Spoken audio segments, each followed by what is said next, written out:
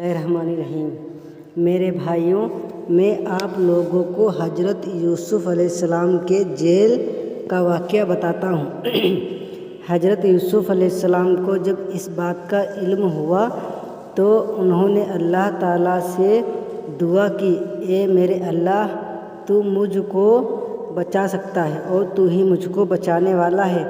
اگر میں ان عورتوں کے فریب یا چکر میں آ گیا تو میں جاہلوں اور بزدلوں میں سے ہو جاؤں گا۔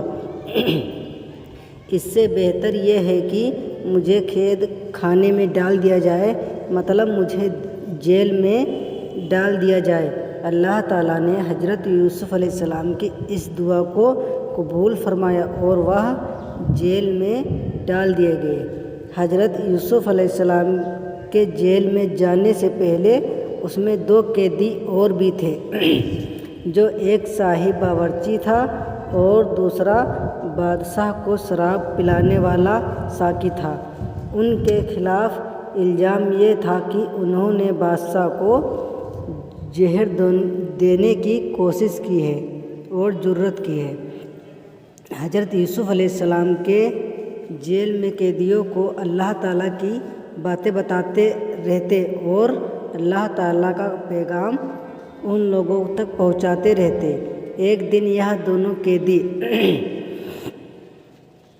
حضرت یوسف علیہ السلام کے پاس آئے اور بولے کہ انہوں نے کہا، حضرت یوسف علیہ السلام سے ان 2 قیدیوں نے کہا کہ ہم نے ایک عجیب و غریب خواب دیکھا ہے۔ ساقی نے کہا کہ میں نے دیکھا ہے کہ بادشاہ کو انگور شراب پلا رہا ہے، اور باورچی نے کہا کہ میں نے دیکھا ہے کہ میرے سر پر روٹیاں ہیں اور پرندے ان کو نوچ نوچ کر کھا رہے ہیں۔ یہ خواب جب ان دونوں نے حضرت یوسف علیہ السلام کو بیان کیا تو حضرت یوسف علیہ السلام نے انہیں بتایا کہ حضرت یوسف علیہ السلام سے ان لوگوں نے اس کی تعبیر پوچھی، اس کا مطلب پوچھا تو حضرت یوسف علیہ السلام نے بتایا کہ ساقی جو ہے وہ جیل سے چھوٹ جائے گا اور پھر بادشاہ کی ملازمت میں جا کر اس کو شراب پلائے گا اور اس کی سیوا کرے گا، اور جو دوسرا تھا باورچی کو بتایا کہ باورچی کو سولی پر چڑھا دیا جائے گا اور باورچی کی لاش کو جانور کھائیں گے۔ ایسا ہی ہوا۔